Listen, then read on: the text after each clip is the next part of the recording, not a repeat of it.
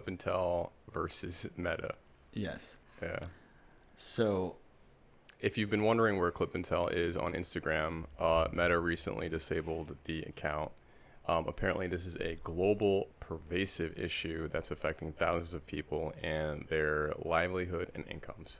I'm so distraught about this. It's kind of crazy because we were on a good run. We had some good, it was like the momentum of our podcast was really taking off. We had, like, I believe we got our first million viewed video on Instagram, Yeah, yeah, right?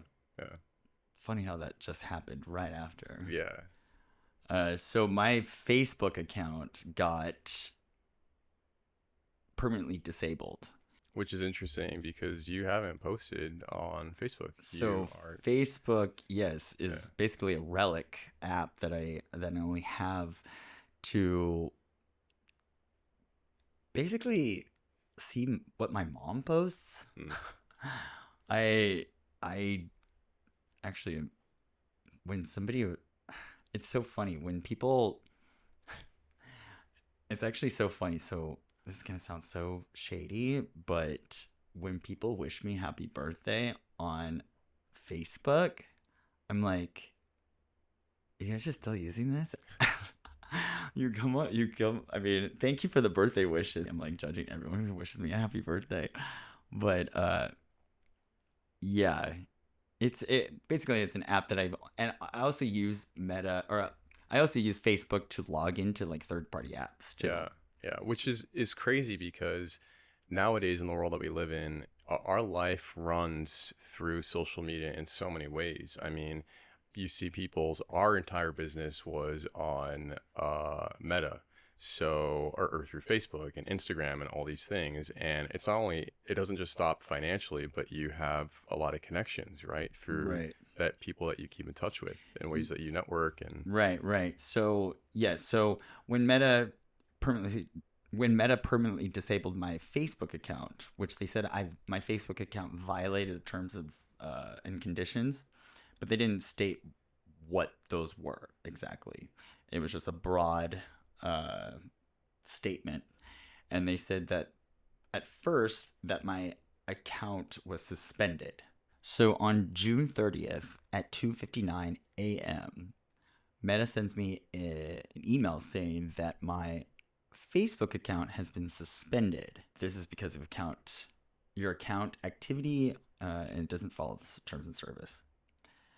And they gave me a link to appeal this. And I think you have 180 days to appeal it. And then 1 minute later, I get another email. So at 3 a.m., I get an email from Meta. And it says that your review was unsuccessful and your Facebook account has been permanently disabled. Basically, Meta has an account center, and you can connect all your accounts together to make it easier for you to log in, and then you log into all your accounts. But then when you do that, and your main account, which is my Facebook account, goes down, all the accounts attached to that Facebook account are now permanently disabled as well. So that includes ClipNTell. ClipNTell's entire page has been permanently disabled because of a mistake on Meta's AI moderator. And just for a news piece for all of you, or a news point, is Mark Zuckerberg recently replaced a lot of the workers at Meta with AI. And so it's become even more of an issue recently because now everything is being handled by AI. So the AI flagged the account for ClipNTell and then did not review it. It was an AI that reviewed the appeal. Right. And so there's no exactly. human involved in that process. Yeah, that's why when this first happened, I feel like that my account was hacked, just because it was so weird. Like they said that my review was unsuccessful. I was like, I've never pressed the button. Yeah. I got this. I woke up at 6 a.m. seeing this email. This whole thing happened in real time through my email at 3 a.m. So it was just really weird. So, so long story short, the only way that we can talk to a human being at Meta is to take them to small claims court. And so that's what we did. According to Reddit, this probably has the most successful rate of getting your account back, but it's not guaranteed. So right now, because like you were saying, that the everyone's been replaced by this AI moderator Yeah. or moderators. Maybe it's just one AI. I don't know. Uh, that they only have a small. They have like their staff is so small. Their human staff is so small. So they're getting. So when this AI is making all these mistakes, and there's like a billion people to go through, like, can you imagine? You have a billion active users or whatever, and through all your through all your apps and everything, and that means the amount of tickets for like accounts being suspended or violating something must be enormous. Must be crazy. And then now it's making mistakes on top of that. So like what? The three people that work there. And the thing is, when you do an appeal on their site, they have to have a human review it. That's the only way the appeal works, like. So thinking out loud just now, I'm like, maybe that's why they just skip the appeal, because they can't handle the volume. They're like, we can't review all these people's accounts. I still think it was AI that did your appeal. It was too quick, too We just- automatic. I don't think there was a human sitting there Yeah. at the computer at all. I just think it And was. yeah, and it's all these theories. We have to have all these theories. Yeah. It's like we're doing our own investigation, because it's like, did this post do this? Like, how many people are working there? Why? It's also very, very interesting and very dystopian that we now should either sue a company to talk to a person, or pay an outrageous fee of like $149. So one of the first routes we tried to take to talk to somebody at Meta, an actual human being, was to verify one of our Instagram accounts that did stay and wasn't permanently disabled, and that was our production company. And so we tried to get that verified, or we wanted to verify that account so then we could just talk to somebody. The thing is, the price for what we needed, we wanted to talk to a human. So there are different tiers for getting verified. And these tiers have different levels of customer support. And like literally the one that cost $149 a month was the basic, like, I can talk to somebody on the phone. Like the other option for like type to somebody, and the other option, I don't know if you can email them or something. I don't know. So I thought that was absolutely crazy outrageous to what you need to pay a company to have access to their customer service. That is insane. Yeah, that is insane. It's dystopian, insane, wild, just wild how it's like they literally have they either can't handle the amount of tickets, that they get for customer service, like, again, billion people, or they just don't care. And that's what's scary too. It's like, it's almost like, like the cigarette companies or the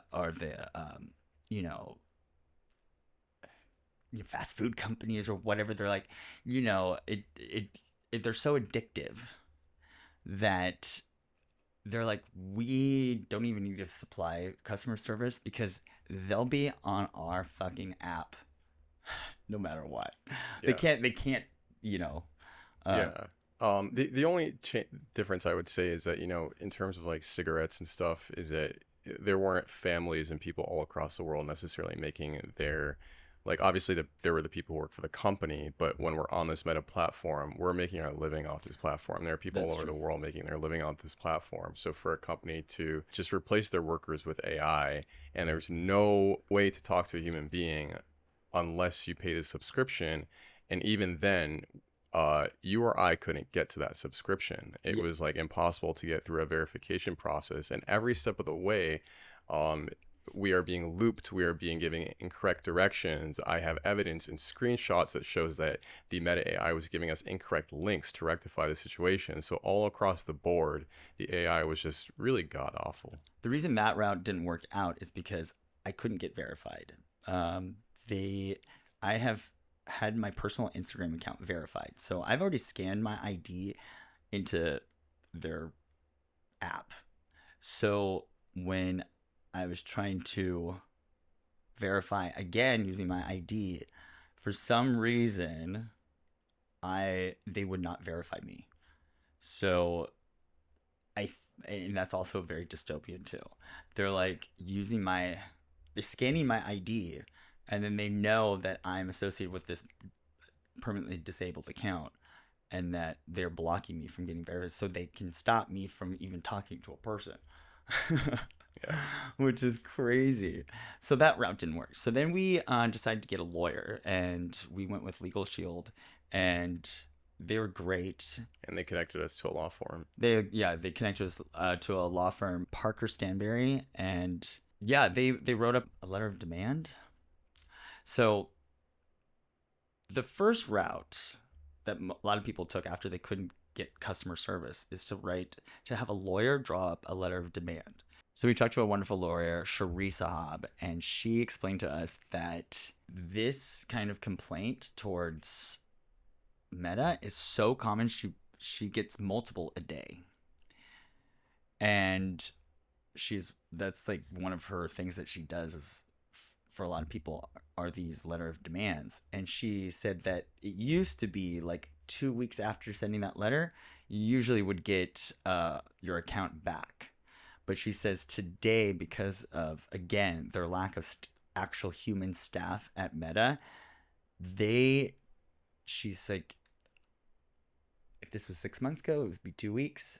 Now it's like maybe like 7 months Could or take up 8 months. to 7 months, yeah. And once again, that's back to cutting out the human staff Right. workforce with AI. Like Right. It's all coming back to that point. Yeah. Yeah. So she told us that she sent the letter, and the letter was great, but she can't guarantee it. She can't even give us a time frame. She's like, it's so wide. She's like, sometimes it is like a month later. Sometimes, it's 7 months down the road or 8 months. Yeah, and for those of you going through this, it is a wide range. If you look on Reddit and do all your research, there are people who say the letter was sent, I got my account back 2 weeks later. There are people say, it's been weeks or months and I haven't gotten it back yet. So it is a wide range. Do you want to talk about maybe like how this has affected you, not only your livelihood or our livelihood and business, but also like connections, keeping in touch with people, just like you as a human being navigating this world? Yeah, so I mean, my entire digital life is gone. It's gone. I mean, I didn't really have time to think about my personal Instagram account, but that's really how I kept in touch with everybody, like friend circles here in LA. That's how I know where to go, what to do.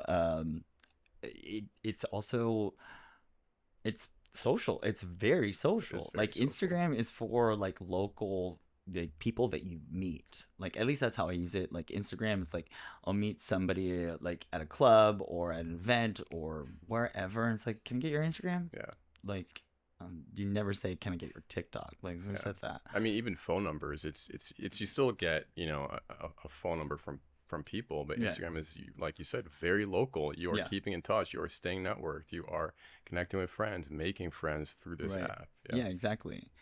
And it's used. I think for me, I like using Instagram because it literally is a portfolio of that person, like right in front of you. I say portfolio, but I mean you get a glimpse of the person, who they are, like more so than just the phone number, right? And you want to stock some pictures sometimes. Yeah. But yeah. So I didn't really have time to think of that, but so my whole social life down the tube, I have to start from scratch.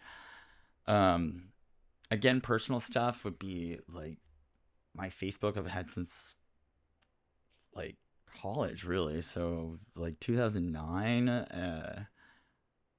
That's a long lot of stuff on there. Like I have stuff like I was my actually that's really sad. I just realized. So when I was, dang, I just realized this, but my dad died of cancer, and one of the things you can do on a Facebook account is actually um, take over someone's Facebook account for loved ones. And I was that person for my dad who died from cancer in 2016. So I don't even know. I hope he has his account. Damn, I didn't even think about that. I hope they kept my dad's. Uh, it's like a little. I forget what they're called. It's like a remembrance page. Yeah. And yeah, I was the person in charge of that one. Yeah, so many memories, Wonder. so many connections off of our accounts. That Yeah. yeah, it just impacts us in a way that goes beyond financial. Right. Yeah. And then and then there is financial stuff. I'm a freelance content producer, and so I get a lot of my gigs through Instagram, through Facebook even, because Facebook, you have a collection of everybody throughout these different stages of your life, and sometimes I have gotten like a message on Facebook from somebody I haven't seen in like 10 years, but they remember I do video randomly, and they're like, "Oh, do you still do video?" Yeah, you do. Okay, yeah, Yeah. I'll totally hire Yeah. you for something, event, a little project or whatever. Uh, And some of these gigs, just to put a financial reference, can be, thousands of dollars. yeah, So every day that goes by and these connections can't be made, or every day that goes by that people can't reach us, our company, right. has impact on our ability to put food on the table, to pay our rents. Yeah, I Yeah. mean, it's expensive. Yeah. You know, one bedroom apartment is a little over $2,000, and so when you're freelance, every gig counts, and so yeah, and I get all my gigs through Instagram basically. Yeah. Uh, I've never gotten a job off of LinkedIn. I know there's a lot of people in that kind of business world. My old roommate Dan, there's some people that are just like LinkedIn like kings out there. I'm not one of them, but that's beside the point. So there's that social aspect. Yeah, I mean I've had an account uh, erased before, and it really fucks with your head. Like, um, I've been like, it's like an existential crisis. Your whole life is gone, or you have to start over. It's like like a little death almost. Yeah. And I go Yeah. through like a little bit of a depression. Like, and this one, I was trying to really, almost block, like trying to block it as much as possible because it's just like a trauma response. I'm Yeah. like, yeah, I'm a little depressed about it. Um, So, a few solutions for those of you who might be going through this is try the talking to the meta support. It's probably not going to be pretty helpful. Number two, going through Legal Shield or a law firm to have a letter of demand sent. And then our third option is small claims court. Do you want to talk a little bit about that? Yes. So you saw on Reddit that many people who sue Meta get their accounts back through small claims because that's the only way you can talk to a human. And Meta at this point has to respond to it. It is a legal, they are being sued. We've actually served them papers. We know they've been served papers. What July 8th. July 8th. Yeah. Use the county sheriff to do that. We learned that there are services out there that you can, hire somebody to serve papers. And those are like $200-$300. Yeah. But if you use the county sheriff, they'll do it for $50. $50, send it in an envelope, and they'll serve it, and you just check online for the status. Literally put the $50 bill Yeah. in Yeah. in the mail. Yeah. Speaking of people we've been reaching out to, because this is a global issue. In fact, if you do research online, there are people who have lost their entire livelihoods and lives and businesses and dreams because of this. I know you know the Garwood family, right? They basically invested $100,000 into their small business so they could build up a savings for their IVF. And their whole business had to close down because basically they were permanently disabled. Their account was just like wiped out because they took a picture of their kid in like a Halloween costume. Halloween costume, yeah. A Brisbane couple has lost their business and $100,000 after Meta wrongfully flagged an innocent photo as child exploitation. Now they're fighting back, joining a global class action lawsuit against the tech giant for businesses which have been wrongfully banned. They had dreams of starting a family through IVF, but instead Charlotte and Lewis used their savings to build a golf apparel business after tying the knot in 2022. It was about the IVF is it's going to be a bit of a process, or do we put this money towards something that's going to be a long-term goal? So we decided to start Mulligan from that. Over 2 years, they invested $100,000 into Mulligan Inc., into stock, meta ads, and building a loyal customer base. We just put so much effort into it, and we were ramping up. We're in the middle of getting a couple more pro shops on board. But on June 28 last year, Charlotte posted this innocent photo of her 5-year-old stepdaughter in a costume on her personal account. Meta's technology flagged it as child exploitation material. Within seconds, their business and personal accounts vanished. I was sick. I felt sick. I started crying. I was like, what have I done? Like, has someone hacked into my phone? Sales collapsed overnight. Their appeal was rejected, and with no explanation and just silence, the business folded. I can't let it go. I think about it every single day.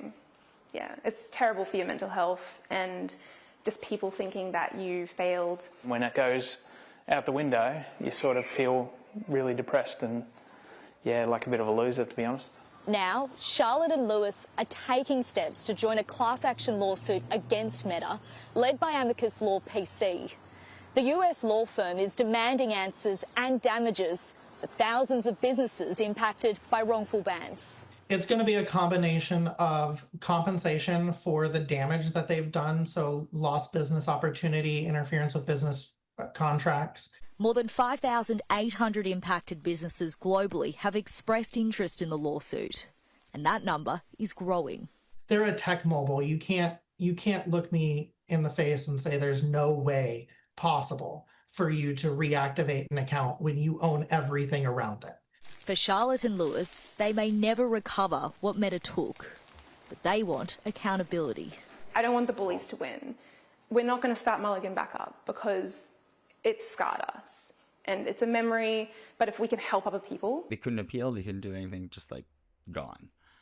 And it was obviously not, but they never got their account back, so they lost everything. They lost everything. Yeah. They branding, and just like us, we have branding, we have business cards, we have shirts, merchandise, and all that is we had to recreate a lot of it, but they didn't get that opportunity. So this family, this woman, lost her dream of having another child, having a successful business, because Meta is using AI to it's very again dystopian. Like,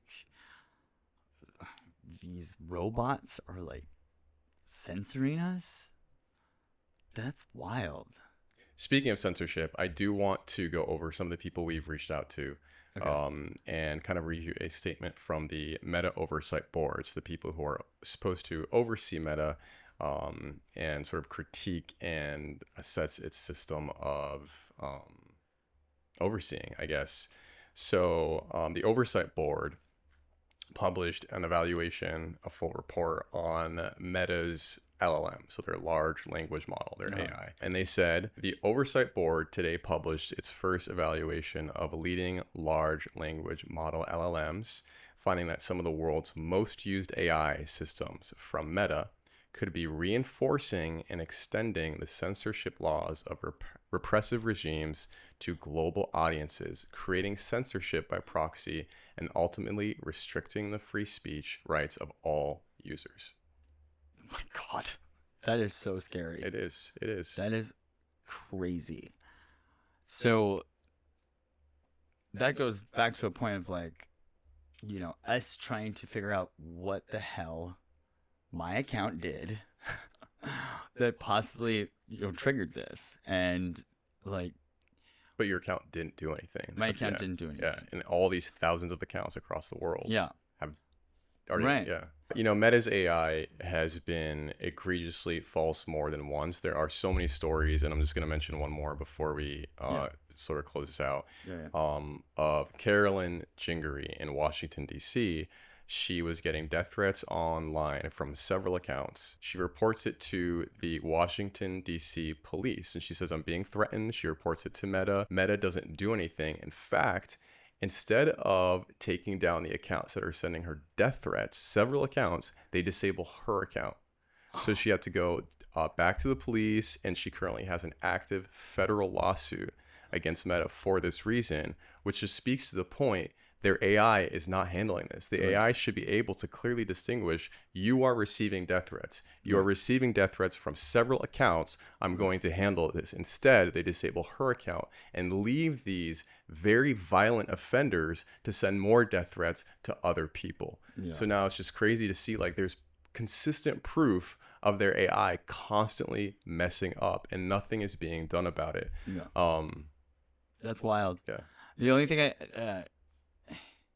it is crazy, really crazy, because the other side of it is that we have all humans, you know, are moderators, and that's how it was before this AI came in. I will say I had a friend who was a moderator on Facebook, and I feel like he has PTSD because he was literally like, bro, there's some dark shit on the internet. He's like, yeah, he's seen some stuff because people, like, again, billion of people using this. Yeah. We're talking children. We're talking death. We're talking, like, you know, death threats, but probably even worse kind of stuff.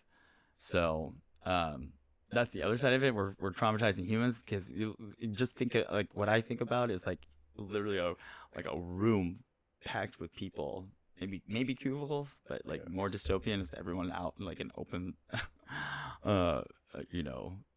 floor pan, and just like people just watching horrible shit. But we need regulation with AI. We need human oversight. If AI is going to be instituted, that just has to be legislation. AI is going to make mistakes. It's going based off of patterns, and overwhelming evidence shows that it's just generating false positives globally, affecting people's income, affecting people's dreams. So yeah, and the AI is just not there yet. It's not. Like don't test your AI when it comes to people's lives, like livelihoods. Like don't be running your little experiments about whether AI can moderate content and then fuck up someone's life. And if you are, once again, have human oversight. A human should be the final process in that step to say, hey, it made a mistake here. Right. You know, the last thing I want to go over is we've reached out to multiple people to rectify this issue. According to reports, some people have had a lot of success with their attorney generals. We've contacted Rob Banta, who is the attorney general for California. We haven't heard back. We contacted the LA district attorney, Nathan Hochman, who sent a very AI-like response.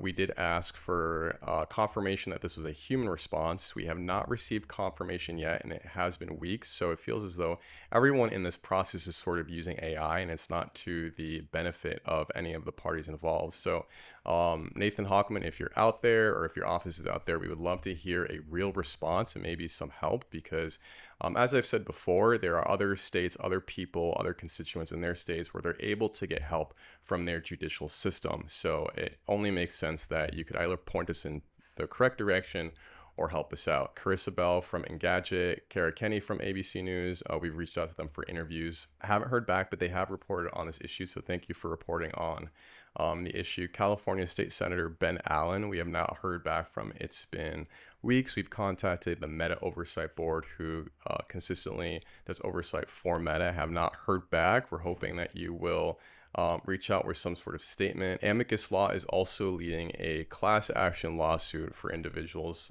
globally. So if you are somebody who maybe isn't even in the United States, I highly suggest you reach out to Amicus Law, who's leading this class action lawsuit. But we'll continue to contact reporters and politicians and just anyone to make people aware of this issue, because it is so unfortunate that artificial intelligence from a billion-dollar company is affecting people in such a drastic way, and honestly leaving us and many others destitute. So far, shout out to Sharia Zahab from Stanberry Parker, because so far up the long list of people we've contacted, you've been the only one that has really helped us truly so far. I really thought more of our judicial system in California. I'm honestly a little bit disappointed that senators and politicians and lawyers and people who are supposed to represent the public and advocate for them in the same way that state attorney generals in other states have done so should be doing. But hopefully you will change my mind. I love that. I would love that. Are you running for governor? Maybe I need to. Yeah. Politics, I don't know. Yeah. Anyways, we will keep you posted on this developing story of ClipNTell's adventurers suing Meta. If you have any information or you have any questions, we're happy to help. Yeah, tune in for the next episode of ClipNTell sues Meta. Yes, ClipNTell sues Meta.